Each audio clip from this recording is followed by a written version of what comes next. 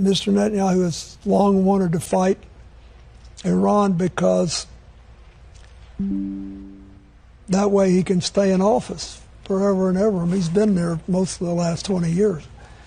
But I think we should be trying to diffuse it. And I hope President Trump will do that. I hope anybody there will do that. We've got to stop. We've got to convince our friends in the Middle East that we'll stand with them and try to protect them.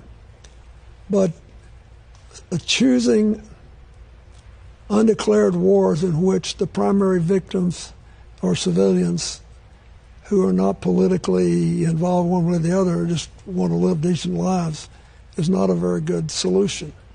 Do I think that we have to try to stop Iran from having a nuclear weapon? I do. I tried at that, and we had some success. But we don't have to have all this outright, constant killing of civilians who can't defend themselves and they just want a chance to live.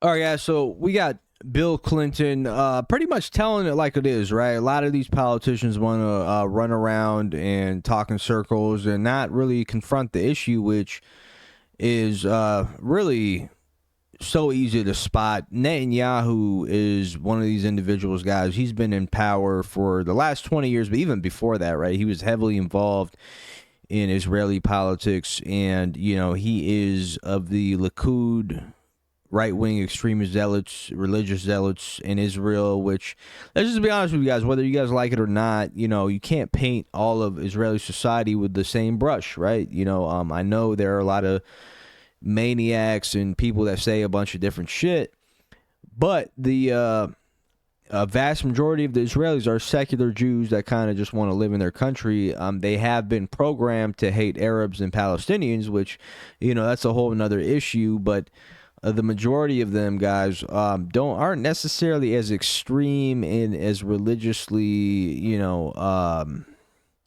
or ideologically, let's say, because Netanyahu is not religious, ideologically, you know, insane, right? To the fact that they use references from the Bible, and, you know, there's all this crazy shit that these people have done over the years, which, again, this is just what they do, right?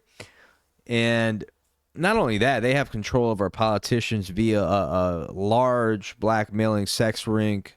That was the whole Epstein situation. Obviously, they don't want to name drop and call exactly who was behind or what intelligence agency was behind a lot of that shit, right? Clinton was actually a victim of that. That's why they got him out of office, because, you know, he was hooking up with Lewinsky, and this guy had he was, I guess, a sex addict.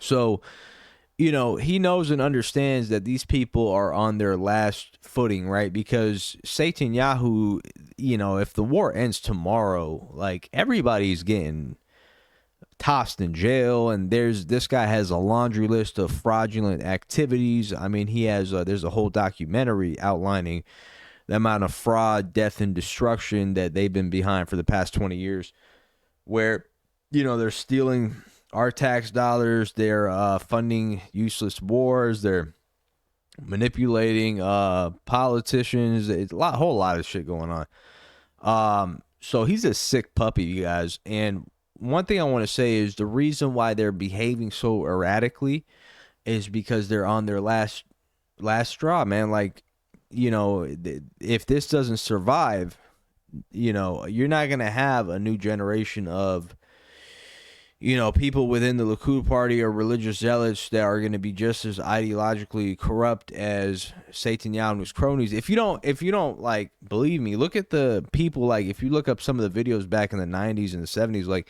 he was around the same people. He was around the same clowns, you know, spewing the same bullshit nonsense about Iran and Iraq and this and that. We have to control the Middle East, and we have to build greater Israel, and we have to.